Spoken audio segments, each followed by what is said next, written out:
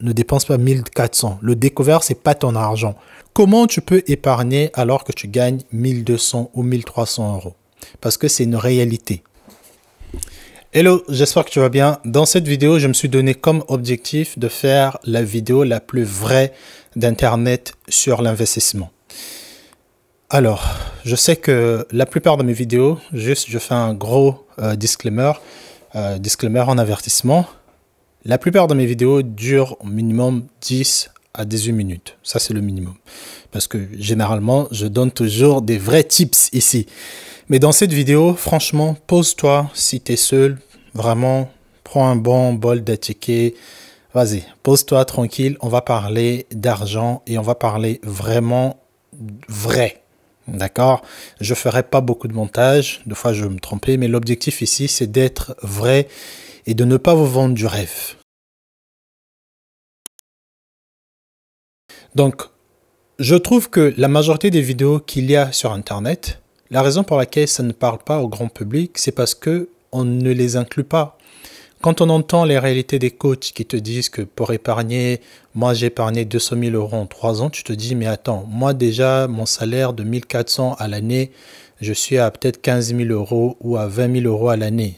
Comment ça se fait, je peux épargner 200 000 euros en je ne sais pas combien de temps. Donc moi, je me présente déjà, je suis Christin, je suis le fondateur de Soba Agency, je suis père de famille, j'ai des enfants, je suis marié.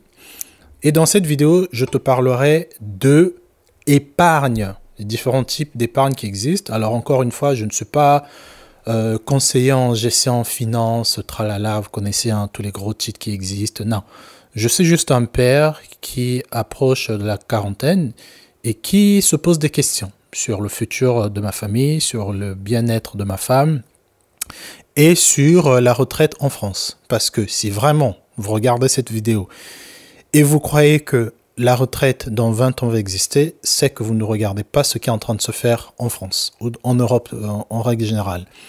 La population vieillit et l'État, en tout cas, contracte beaucoup de dettes. L'État français est endetté à plus de 3 000 milliards, je pense. Donc si ça ne vous inquiète pas, et cette dette-là, regardez en combien de temps ça s'est fait. Et donc si dans 20 ans, tu penses toujours que toi, ta situation sociale que tu as aujourd'hui, les petits aides que tu as de gauche à droite vont exister, c'est que tu n'as encore rien compris de la France ou de l'Europe ou tout simplement de l'inflation. D'accord? Donc, pose-toi tranquillement. Ça, c'était une intro qui était longue. On ne fera pas beaucoup de montage dans cette vidéo. On sera vraiment concis et exact. D'accord? J'ai dit que je ne ferai pas beaucoup de montage. Ok, donc là, il est 13h12.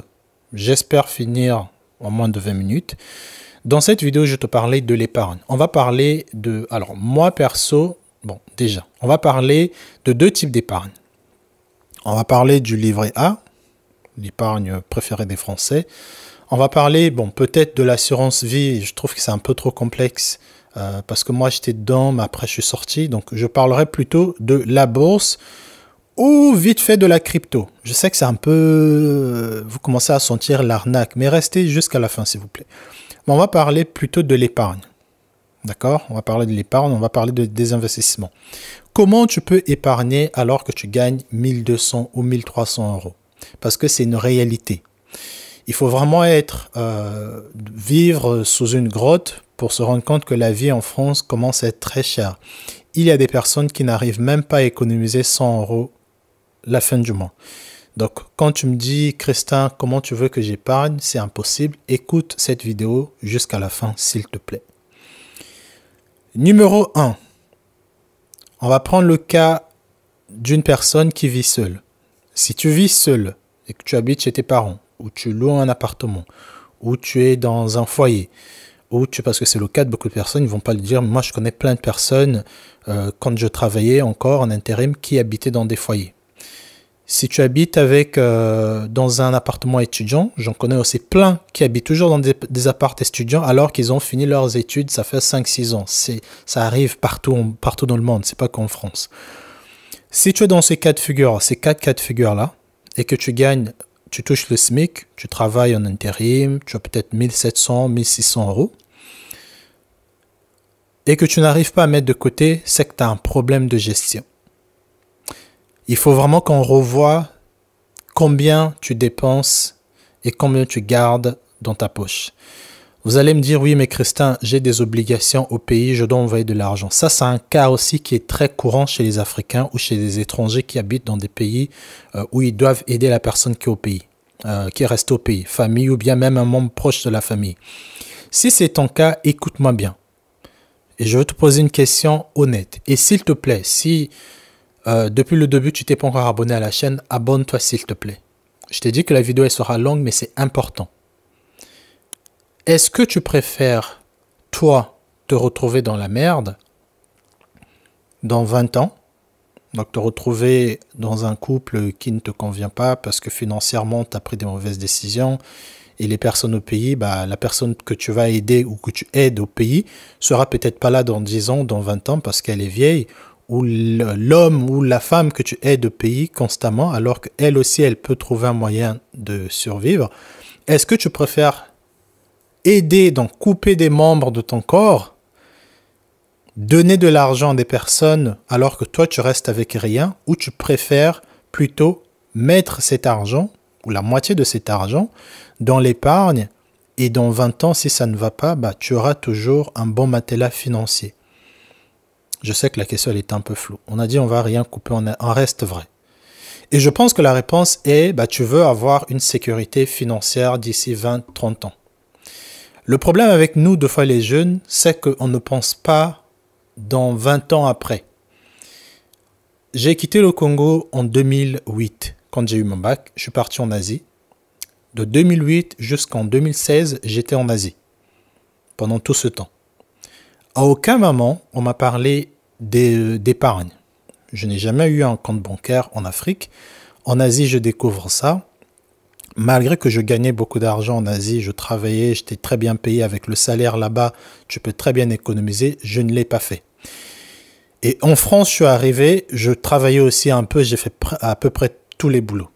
D'accord? Donc s'il te plaît, 10 ans, ça passe très vite. Je suis arrivé en France en début, on va dire en fin 2015, c'était décembre. Donc moi, je dis que je suis arrivé en France en 2016 parce que décembre, janvier, c'est un an. Donc je suis arrivé en 2016 en France.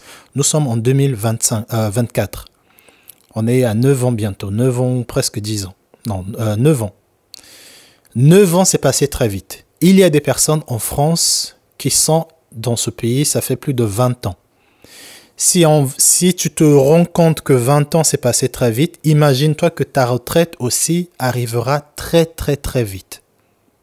D'accord? Donc s'il te plaît, je reviens, je regarde le temps, parce qu'on ne va pas s'égosiller pendant 2 heures.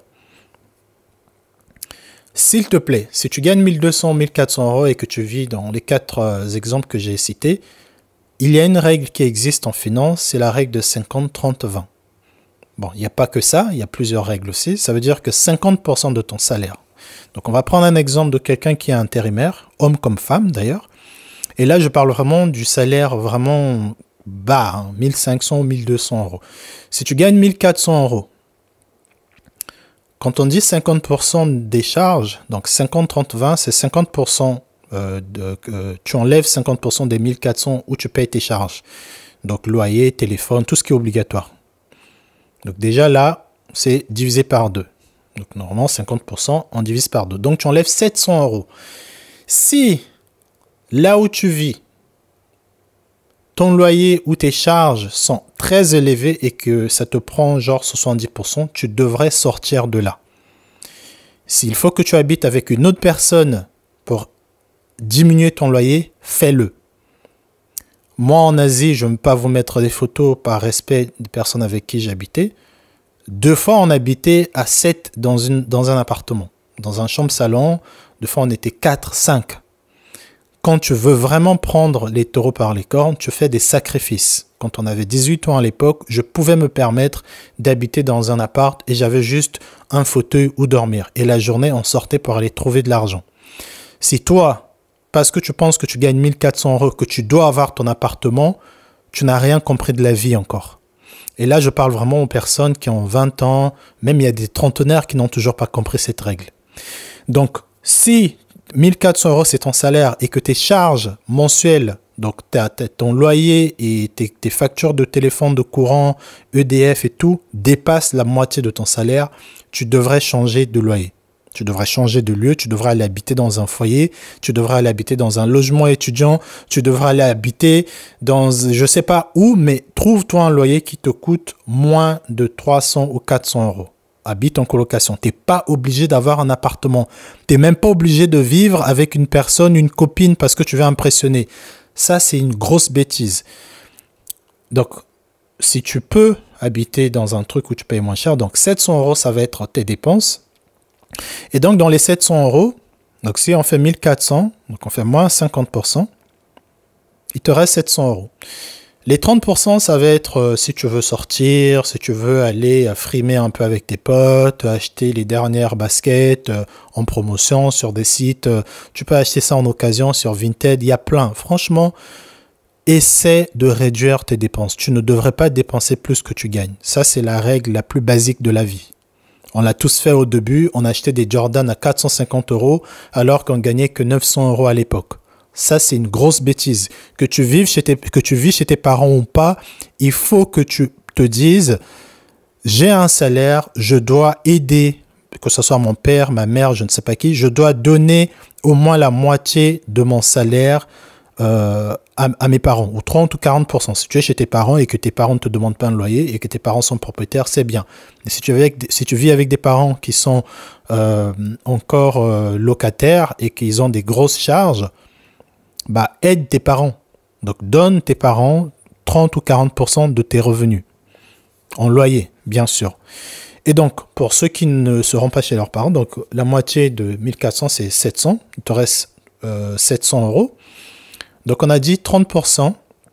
Donc, on va faire moins de 30%. Donc là, tu as enlevé 490 euros pour toi. Tes dépenses, si tu as une Go, tu veux l'envoyer des crédits au pays, tu peux le faire avec les 470 euros.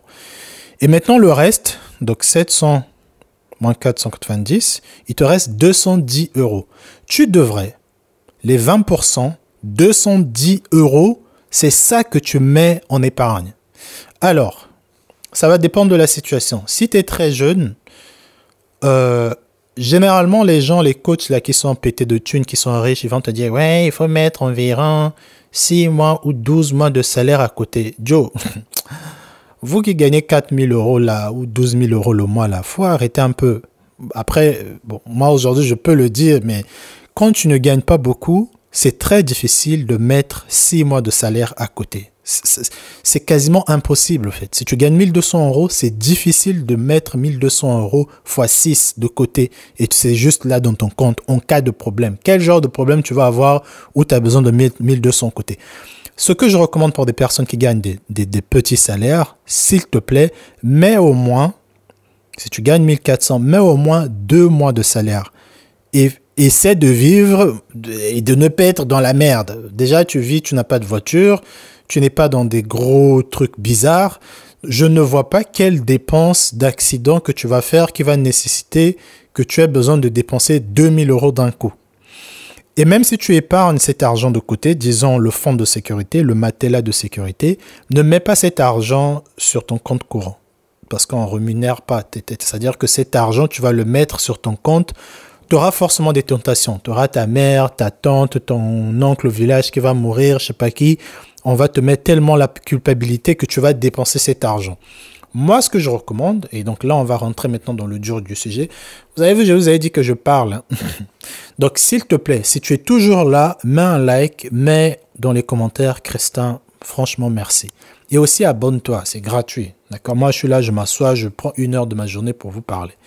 Non, je rigole. Les 210 euros, essaie de te dire, tu ouvres moi un livret A, donc tu fais 20, donc les 210 euros, tu les mets sur ton livret A, 3% à l'année, c'est pas énorme, mais ça t'évite au moins que ton argent perd en tout cas l'inflation. Parce que l'inflation, c'est de 2 et quelques euros, 3 et quelques pourcents.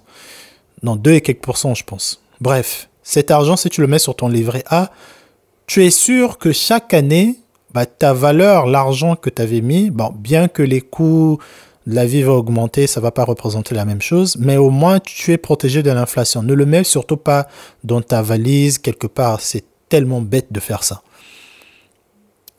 Une fois que tu fais ça, les 3 premiers mois sont safe, donc tu as 1400 x 3 dans un compte, ou même 3000 euros, c'est bien. Ne soyez pas obsédé par les trucs des coachs, ouais, 1400, non. Tu peux mettre 3000 euros ou 2000 euros dans un compte que tu ne touches pas, un livret A, oublie ce compte. Une fois que tu l'as fait, ça va te prendre peut-être 3 mois ou 6 mois parce que tu ne gagnes pas beaucoup. Une fois que tu l'as fait, la première année, tu as mis tes 2000 euros de côté. Là, maintenant, tu passes au dur. Tu devrais continuer à avoir toujours cette règle de 50, 30, 20. Les 20%, mets-les en bourse. Alors, je ne veux pas que cette partie dure trop parce que j'ai déjà fait une vidéo où je parlais de la bourse. Vous pouvez aller retrouver comment acheter des actions, comment ouvrir un compte en bourse. C'est très simple. On mystifie trop ça, surtout quand tu appelles ta banque et que tu leur demandes. Les explications qu'ils vont te donner, ça va te faire tellement mal à la tête que tu vas te dire, au fait, c'est pas pour moi. Je ne suis pas fait pour ça. C'est faux. Tout le monde peut investir en bourse. Aujourd'hui, à l'époque, c'était difficile parce qu'il fallait aller voir une personne. Ensuite, cette personne, tu l'as payée et cette personne aussi. Aujourd'hui, tu télécharges une application. Moi, j'utilise Trade Republic. C'est ce que je recommande d'ailleurs aux personnes parce que c'est très simple. Tu n'as même pas besoin de passer du temps à choisir des actions, à penser que tu es un pro. Tu ouvres le compte Trade Republic, c'est un compte titre, un CTO. Tu ouvres le compte Trade Republic. Ne te mets pas aussi à prendre des actions trop bizarres. Oui, moi j'aime Nike, je prends l'action Nike. Non, parce que tu n'es pas prêt à voir l'action que tu as achetée descendre tous les jours. Ça monte, ça descend. C'est un stress que tu n'es pas prêt à supporter. Ce que je vous recommande, c'est d'acheter des ETF. Moi, c'est ce que je faisais quand j'ai commencé en bourse. Je me suis dit, je vais acheter des ETF. Des ETF, c'est quoi? C'est un gros portefeuille où tu as plusieurs entreprises à l'intérieur. Ça t'évite d'être exposé quand il y a une entreprise qui fait une chute ou qui fait un mauvais rapport annuel, par exemple. Tu perds 3-4%. Quand tu achètes un ETF, dans l'ETF, on va prendre bon, on est en France, on va parler du CAC 40, il y a 40 entreprises françaises. Ça veut dire que même si Air Liquide tombait, Total est là, Carrefour, et il y a les autres aussi, LVMH et tout le reste. Et donc, tu es protégé, tu ne sens pas vraiment la perte. Et même visuellement, pour tes yeux de pauvre, quand tu sais que tu avais mis 1000 euros en bourse, ça fait 1 an que tu mets 1000 euros, quand tu arrives, tu vois quand même tes 1000 euros, même s'il n'y a pas beaucoup d'augmentation, mais au moins tes 1000 euros, tu vois, psychologiquement, c'est bien de dire que mes 1000 euros sont encore là. Mais quand tu achètes une action individuelle, le problème, c'est que si Apple, par exemple, Apple, quand ils ont présenté leur casque de Vision Pro, ça n'a pas plu, ça a pris un choc en bourse. Pareil pour les iPhones, s'il y a un iPhone qui marche, qui ne plaît pas, directement, ça affecte au fait leurs actions. Et donc, toi, si tu avais mis 1000 euros ou si en 1 an, tu as réussi à mettre 1000 euros, quand tu vois ce genre de rapport, ça peut faire chuter ton action de fois de 40 euros, 50 euros. Si tu en as 10, c'est énorme. D'accord? Prends un ETF, prends le S&P 500, c'est la base, tout le monde commence par ça. Moi, j'avais pris un S&P 500, j'avais pris un Nasdaq aussi, Nasdaq 100, et ensuite, par conviction personnelle, j'avais pris d'autres actions parce que je pouvais me permettre de les prendre, parce que mes revenus aussi pouvaient me permettre de les prendre. Toi, pour un début, achète juste 2 ETF. Basique. Les ETF, j'ai fait une vidéo, mais je vais terminer. J'avais déjà fait une vidéo où je parlais des rentabilités des ETF. En gros, un ETF, on va dire, je vais aller sur un site, je vais filmer mon écran pour vous montrer. Et je pense qu'on va terminer par ça. Alors, vous allez voir, c'est un site en anglais, mais je pense que ça existe aussi en français. Donc, je vais enregistrer mon écran. Donc, vous allez voir, bon, ça, j'ai déjà mis des valeurs. Je parlais à quelqu'un. J'avais montré combien il pouvait avoir au bout de 20 ans. Donc, toi, tu es pauvre. Il n'y a rien de mal à dire qu'on est pauvre financièrement aujourd'hui. C'est même pas une moquerie. C'est juste la réalité. Tu es pauvre. Toi, tu gagnes un salaire modeste. Tu te dis, bon, je ne vais pas mettre beaucoup. On a regardé l'exemple de 1400 euros. Et si tu gagnes 1800, 2000, c'est très bien. Tu peux augmenter encore. Tes 20% ne seront pas juste 210 euros. Ils seront beaucoup plus. Peut-être 400 euros. Donc, là, vous voyez... alors, on va prendre un exemple. Si tu mets... donc, à l'ouverture... Donc, on va juste prendre un montant total. D'accord? Si tu mettais... donc, si tu mettais... Alors, on va mettre ça. Si tous les mois, tu mets tes 210 euros là, que tu gagnes là, donc à l'ouverture d'un livret A, généralement, on te demande de faire un dépôt. Donc là, j'ai pris un exemple, tu fais un dépôt de 100 euros. Si chaque mois dans ton livret A, tu mets 210 euros, le livret A, c'est à 3%, je pense, 2,99 ou 3%. Disons juste que c'est 3%. Et les spécialistes, là, venez pas vous fâcher ici, là. Partons juste du principe où le livret A, c'est 3%.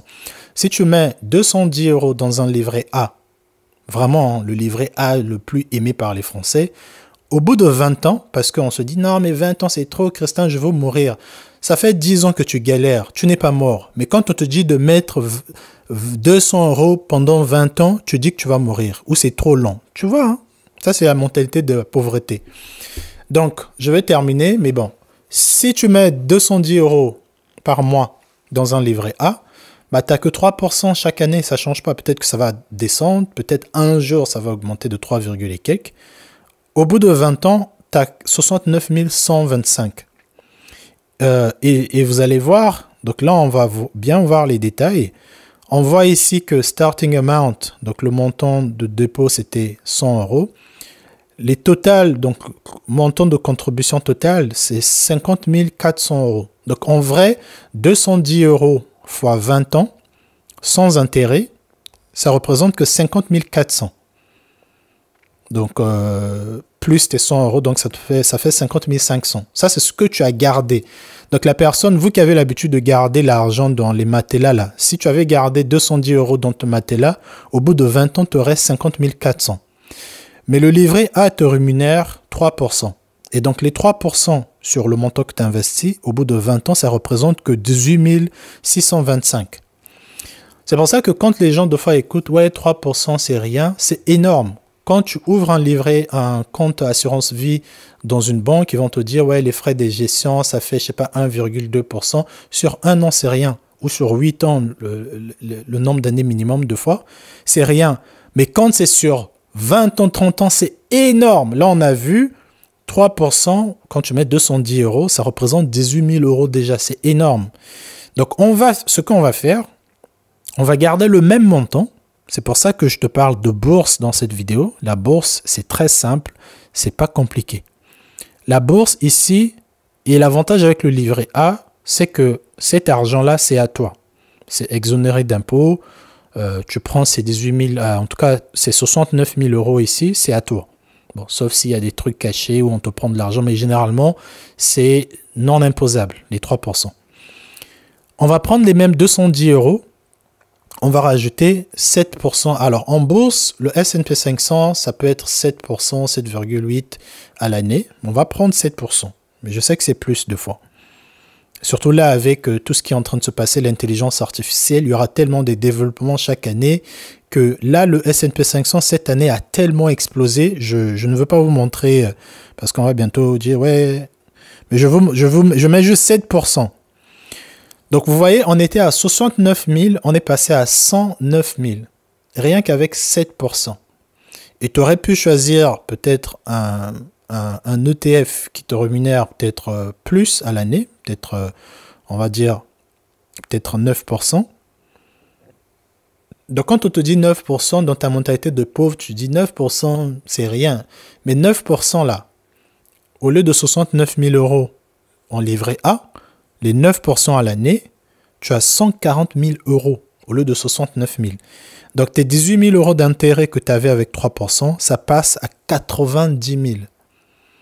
Et là, on voit que ça, c'est sur un ETF. Ça veut dire que si on était sur une action où on se dit qu'il y a une entreprise qui ne va pas s'éteindre d'ici 20 ans, peut-être ça ne va pas être Facebook parce que Facebook pourrait s'éteindre. Ça va être peut-être un truc de banque ou vraiment un truc qui est là depuis 30 ans, 40 ans, qui a fait des bonnes performances. On peut regarder la bourse. Tu as des performances depuis 1800, ça fait plus de 200 ans. Tu peux aller regarder. Tu peux choisir une action boursière qui a 10 ou 11% à l'année. Ça existe. Ça veut dire que tu vois que là, avec tes 20 ans, en fait, tu passes à... Alors, attends. On avait dit 9%, c'était 140 000. Tu passes, on va mettre 10%. Je ne sais pas pourquoi j'ai effacé. Ça fait 160 000. J'efface le 0. Ça te fait 160 200. Et vous allez me dire, oui, Christian, tu as les impôts. Oui, mais tu payes 30% des impôts sur ton bénéfice. Ça veut dire que là, tu vas payer 30% sur les 109 000 de bénéfices. Ce n'est pas énorme. Bon, c'est énorme quand on va à 109 000 euros, mais c'est déjà mieux que rien. Souvent, le problème des gens, c'est que tu ne veux pas payer d'impôts sur ce genre de truc, mais tu préfères rester, ah non, moi je ne veux pas investir parce qu'on prend trop d'impôts. Mais au fait, c'est quoi cette mentalité? Tu payes l'impôt sur le bénéfice. Donc, tes 50 400 euros, tu les as. Donc, ton investissement initial, tu les as. Et ensuite, sur ta plus-value, on te prend 30%. Pour moi, c'est correct. Et donc, s'il vous plaît, ça, c'était vraiment pour vous montrer que même avec un salaire de 1400 euros, tu peux investir en bourse. Et si tu es seul, tu as ça avec un petit salaire, mais plus tu vas augmenter dans ta carrière, et là, ce qui est le plus intéressant, c'est de choisir aussi des métiers où tu vas être payé peut-être à 2000 euros minimum, 1800, tu peux faire 2 travails, tu peux travailler au SMIC, avoir 1400, mais à côté, aider des gens ou faire des petits boulots qui te rapportent 500 euros, et du coup, tu augmentes tes revenus. Donc, tu passes de 210 euros par mois, tu peux mettre de côté 400 euros par mois. Et ça triple, tu vois, c'est passé à 304 000 euros 20 ans plus tard. Donc, toi qui as 28 ans ou 30 ans ou même, je sais pas moi, 40 ans aujourd'hui, tu te dis, mais la retraite, j'attends la retraite pour me payer. Mon gars, la retraite, dans 20 ans, quand toi, tu attends cette retraite, peut-être que tu l'auras pas. Même si tu l'as, on va te payer peut-être 800 et quelques euros. Donc, tu seras encore obligé d'aller travailler pour compenser parce que la vie sera trop chère. Perso, c'est pas ce que je veux. Et c'est pas ce que je vous recommande aussi. Donc, s'il vous plaît, voilà ce que je vous recommande de faire. Pensez à l'investissement. Ne vous dites pas, oui, moi, je vais aller commencer un business au pays. Là-bas, je vais avoir plus que 10%. OK, peut-être. Mais tes 3 ou 4 premières années, tu vas perdre beaucoup plus d'argent. Tu peux très bien te dire que bon, peut-être que même si mon salaire augmente, je ne mettrai pas 500 euros de côté. Je vais mettre 300 euros de côté et les 200, je vais les garder et les investir. Tu peux, mais s'il te plaît, pense à mettre l'argent de côté. Et plus tôt tu le fais, mieux c'est. Et cet argent, par exemple, ça peut te servir peut-être pas que tu peux ouvrir un autre compte aussi. Il y a un compte en bourse qui est pour toi, ta retraite. Donc, tu finances ta retraite, tu ne comptes pas sur l'État. Si l'État te paye, tant mieux. Mais j'ai beaucoup de doutes que dans 20 ans, ça va exister. Et tu peux ouvrir un autre compte en bourse parce que tu peux en avoir plusieurs comptes, des comptes titres. Ça peut être pour l'école de tes enfants. Tu peux les envoyer dans la meilleure université au monde. Tu n'auras pas de stress. Mais toi, là, qui es smicard, tu as des enfants. En plus, tu en as 2 ou 3. Dans 20 ans, tu vas les envoyer dans quelle école? Tu ne sais même pas. Tu vas compter sur l'État. Qui te dit que l'État, dans 20 ans, il y aura toujours le même système qu'il y a aujourd'hui? Donc voilà, la vidéo, elle était longue. Ça fait une vingtaine de minutes. Je vous ai dit que je parlais beaucoup. Dites-moi dans les commentaires si ce genre de format vous intéresse. Moi, perso, j'ai découvert la bourse très tard. J'en parle déjà dans plusieurs vidéos. Donc, allez les regarder. Dites-moi ce que vous en pensez. Et dites-moi aussi si cette vidéo vous a été utile. Et s'il te plaît, envoie-la à une autre personne pauvre. Envoie-la à une autre personne qui gagne 800 euros, 700 euros. Et c'est le même principe. Si tu gagnes 800 euros, tu ne devrais pas payer plus de la moitié de ton salaire de charge. Tu ne peux pas payer un loyer de 600 euros alors que tu gagnes que 800 euros. Sors de là, va dormir dans un parc, va te trouver un ami ou un parking où tu peux dormir. Tu ne peux pas dépenser plus. Bref. Pour épargner, c'est simple. Dépense moins que ton salaire. Si tu gagnes 1000, ne dépense pas 1400. Le découvert, c'est pas ton argent. Le découvert, c'est pas ton argent. Moi, depuis que je suis en France, j'ai eu une seule banque qui m'a donné un découvert. C'était 100 euros. Mais depuis, j'ai pas de découvert. Je n'aime pas de découvert. Si j'ai une urgence, je sais comment faire, mais je ne compte pas sur le découvert de ma banque. C'est pas ton argent. Ne finance rien avec ce découvert. C'est pas à toi. Si tu comptes trop sur ce découvert à 20 ans, 22 ans, tu comptes déjà, ah non, mais j'ai le découvert, ça va passer. Non, c'est pas ton argent. S'il te plaît. OK? Allez, à très vite.